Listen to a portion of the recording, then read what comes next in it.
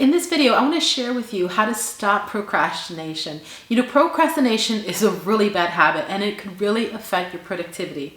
There are 3 ways that have really helped me to stop procrastination, and I'd love to share it with you. In this video, you're going to learn ways that you can stop procrastination. Let's get right into it. The first way is to really think in terms of the one thing principle. That one thing principle reminds me of a Chinese proverb by Lao Tzu. It says, "A journey of 1,000 miles begins with one step." Now, isn't that true? You can have a trip in mind to get from New York to California, but this trip begins with one single step towards your goal.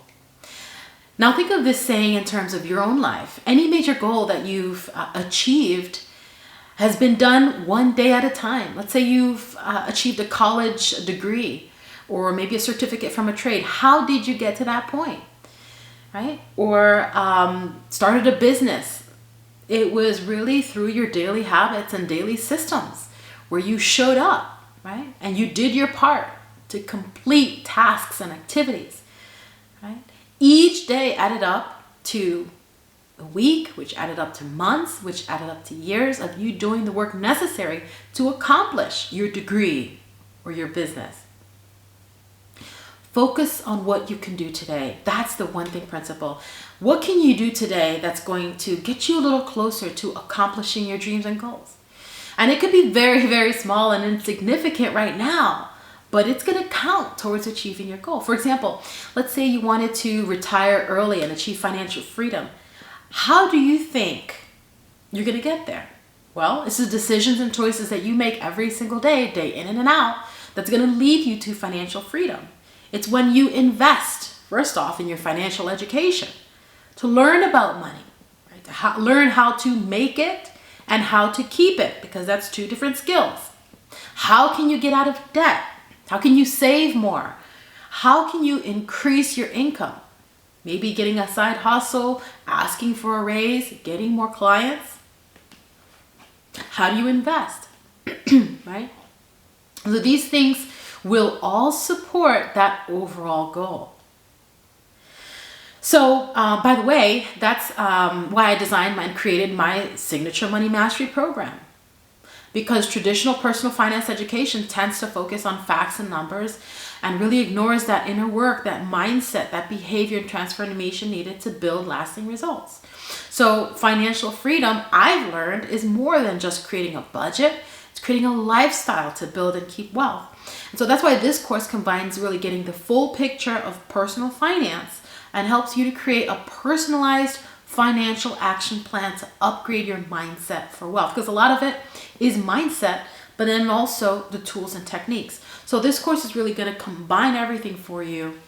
So for those that are committed to getting out of debt, save more, increase their income, and invest to build generational wealth, so that they can have the peace of mind that comes with having an action plan for financial freedom, click on the link below in the description box to enroll in my Goals Mastery program. Now, getting back, the second way to stop procrastination is to prioritize your tasks appropriately. There's a technique called the ABCDE principle. Yes, I know.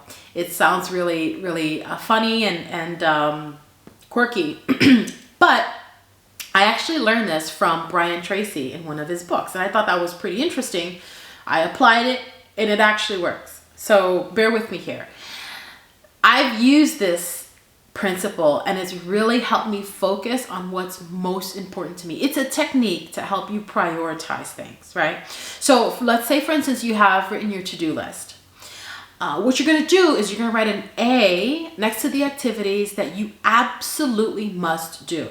If it's a must-do activity, right? For example, to clarify what's a must-do activity, let's say you have a report that's out for your manager and that's due today.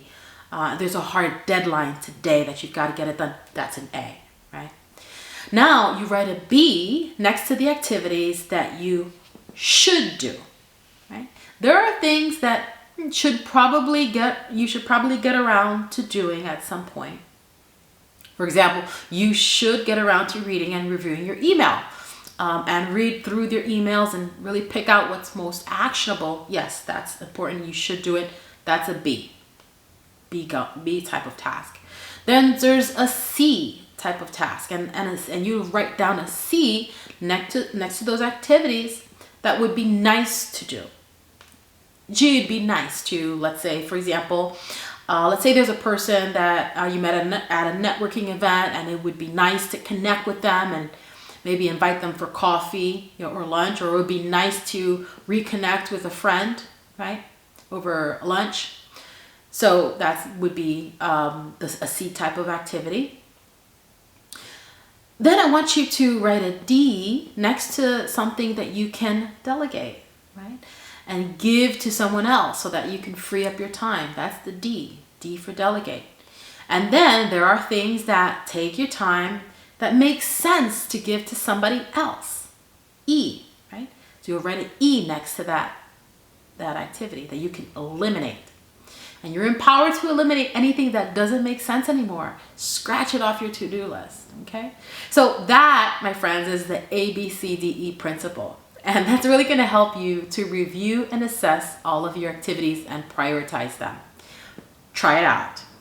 It's really, really helpful. This way, it's going to help you focus on what's most important. Once you have all of your tasks categorized, you want to focus on completing the one task at a time, right? So get done all your A tasks, right? Absolutely have to get done done, right?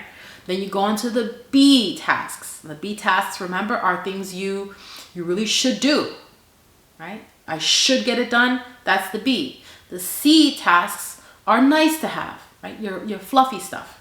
Gee, it'd be nice to get around to this, right? C, right? And then check up on the tasks that you've delegated, right? Just because you've delegated doesn't mean you go scot-free. You want to follow up, make sure it gets done. I know a lot of times I delegate to my social media manager, and then it's good that I follow up, because a lot of times certain things don't necessarily get done the right way.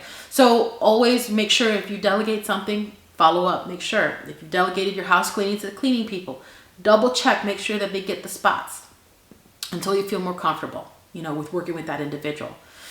And that's really going to support you. And then, of course, E, you've eliminated it, so you don't have to worry about it, right? There's always something you can eliminate. Find out where that task is. So this is really going to help to support you to stop that procrastination. Because, once you achieve one thing in that task, now that you know that it's important, it's going to really build that momentum to get more done. Okay, you're going to see that. Now, the third way to stop procrastination is to make sure that you have your space is organized. Okay, so make sure that your environment is really going to support you, and that space around you is supportive and conducive for productivity, right? And that means keeping your space nice and clean and comfortable, because it's really going to help you focus to get into that flow state. So is your workspace clear of the clutter, or do you have maybe papers around, tissues, cups, pens, maybe sticky pads sprawled all over your desk, around your area? And if you do, take some time and clean and clear it out. And only have in your workspace what you need. And also, I will add, think of clearing your virtual space. If you're working on a laptop, for instance, try to make sure that the applications that you are using are open and close out of any websites or any social media pages or shopping sites that can distract you. If you're working on this one thing, keep that one thing open. Everything else that you could use later, just close out of it, okay? Also, I will add to that I remember when I would work, I remember using up to 3 monitors, because I felt that was really productive. I had 3 monitors where I can just see everything. I could work on one thing and then swing it around and then work on another thing, and I'd have, all 3. Well, actually, that's not very conducive to productivity. Again, only have what you need. When I whittled it down and only used one screen, one monitor, okay, that's when I got laser focused, and it really helped me to just get more done, because I was super focused. So for any of you out there that like to have your 2 to 3 monitors and you think you're getting a lot done, I would challenge you on that. And just try it. Try using one. I know in the beginning it's going to be uncomfortable, But try that and you're going to see you're going to be a lot more laser focused that way. Okay? You can always go back to your 3 monitors. But I promise you, it's really, really going to support you so that you're not as distracted. This is going to help you stay laser focused and have a clear space. So I'll also add that, that it's going to help you to be comfortable. It's important to be comfortable as well, right? So how? Well, making sure that you have ergonomic tools in place. Like for instance, your chair. You know, is your chair, did you invest in a chair that's going to support you to stay in that flow state and be more productive? Is it ergonomic, right? Is it comfortable to work in for extended periods of time without feeling uncomfortable? I invested also in an ergonomic mouse and a mouse pad and a keyboard, all of these things so that my wrist is comfortable so I don't get carpal tunnel, for instance. So yeah, I invested in an ergonomic chair, mouse pad, and keyboard, and 1 monitor. So that way my environment is supporting me to stay comfortable, right? So that I can focus on what I need to focus on and not experience discomfort. This helps me get more done and I feel great, right? Sometimes people like soft classical music in the background to get in the flow. Definitely I like to work on this alpha type of music to get you in that flow state. That's fine too. All of this creates the productive ambiance that's really going to help you to get in the flow. When you have an environment that supports you, it's really going to be something that you look forward to getting things done. I spend a lot of time in the writing process, writing scripts to support you in these videos, writing for my journals that I'm creating, writing for my books that I'm writing.